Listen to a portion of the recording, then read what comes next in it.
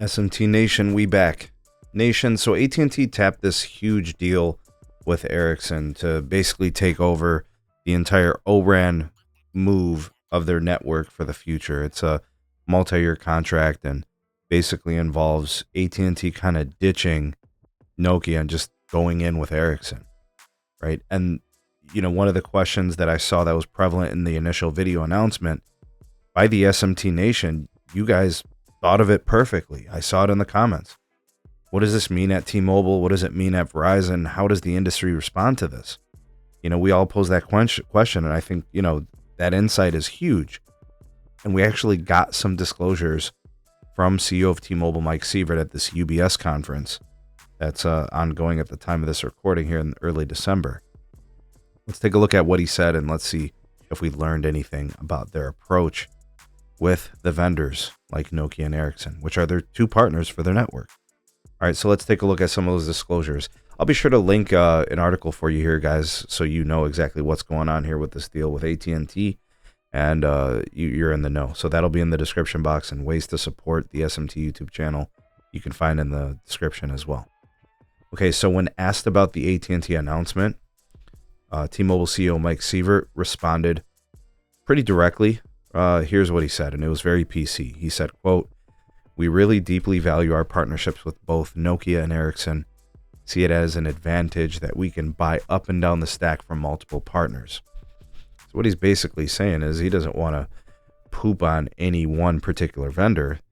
You know, he wants to continue to have good partnerships with them, good relations, you know, and enjoy a future with both of them as valued partners, right? And continue to negotiate in good faith and partner together in building networks.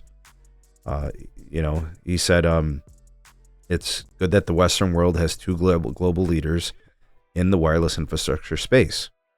The quote, "We're very comfortable with our relationships and highly value those partnerships with them."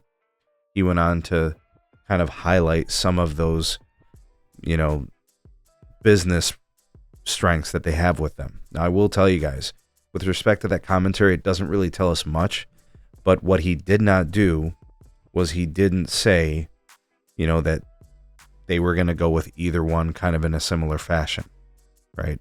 Neither of them, you know, is doing anything for them on an O-RAN approach, an O-RAN network build. They haven't seen some kind of announcement like that.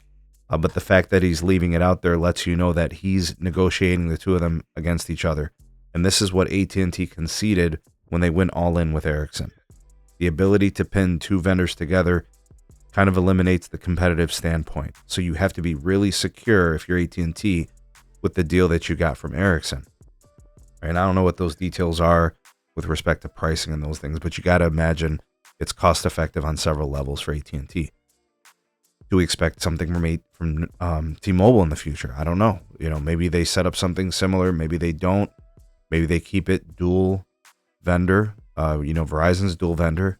They got rid of Nokia, but replaced them with Samsung, brought them into the fold. And they've had Ericsson for a long time. And we know Ericsson is kind of the gold standard of radio network manufacturers and vendors. So obviously, you know, not much disclosed here, but he did keep it cordial. He did keep it, you know, nice and public. But I do expect discussions to be ongoing in the coming months.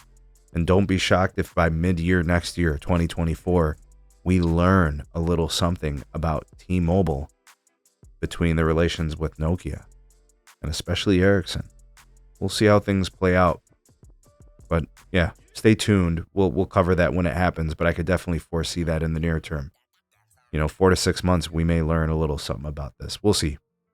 We'll see what happens. We'll see how T-Mobile plays it. What do you guys think? What do you think the future is between T-Mobile and the Nokia and Ericsson, you know, setup? How's that going to play out? What do you think is going to happen? Sound off in the comment section below. Well, the voice of the people, the SMT Nation, let your voice be heard.